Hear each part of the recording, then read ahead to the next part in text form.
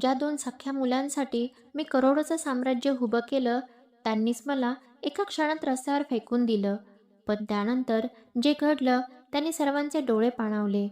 पतीच्या अचानक जाण्यानंतर मी एकटीने रात्रंदिवस रक्ताचा पाणी करून आमच्या फर्निचरचा व्यवसाय सांभाळला. माझी दोन सख्खी मुलं, रोहन आणि साहिल, यांचे मी सर्व लाड पुरवले. त्यांना महागड्या गाड्या, ऐशोआराम सगळं दिलं.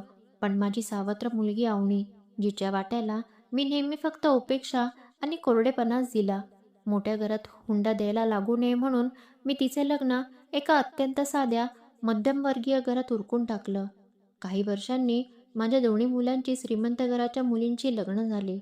पण मुलं आणि सुना पूर्णपणे पैशाच्या माझ्यात आंधळे झाले. अचानक एका सकाळी मला पॅरालिसिसचा मोठा अटॅक आला.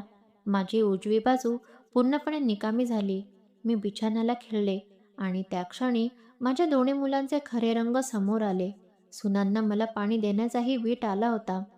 एके दिवशी सकाळी रोहन आणि साहिल हातात स्टॅम्प पेपर्स घेऊन आले. त्यांनी मला धमकावलं, "सगळी संपत्ती आमच्या नावावर कर, नाहीतर आजच्या आज तुला वृद्धाश्रमात फेकून देऊ."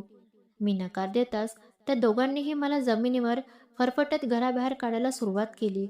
मी जमिनीवर पडलेली, केसे विस्कटलेले, अश्रूंनी पदर पसरून भीक मागत होते. "मला घराबाहेर काढू नका रे." पण त्यांच्या डोळ्यातील माणुसकी पूर्णपणे मेली होती. त्यांनी मला गेटबाहेर फेकण्यासाठी हात उचललाच तितक्यात घराच्या मुख्य दारात एक गाडी येऊन थांबली आणि धावत आत आलेल्या व्यक्तीने जे दृश्य पाहिले त्यानंतर एकच हल्लखोल माजला. त्या भरसभेत सख्ख्या मुलांची कॉलर पकडून त्या म्हाताऱ्या असहाय्य आईला कोणी आपल्या दोन्ही हातात उचलून घेतलं.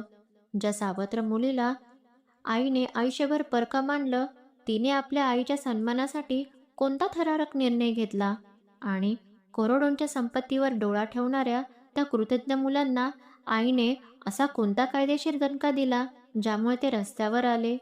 या काळजाचा ठोका चुकविणाऱ्या भावनिक आणि थरारक संघर्षाची संपूर्ण कथा जाणून घेण्यासाठी आपल्या चॅनलला आत्ताच सबस्क्राईब करा आणि वरील लिंकवर क्लिक करून पूर्ण व्हिडिओ नक्की पहा.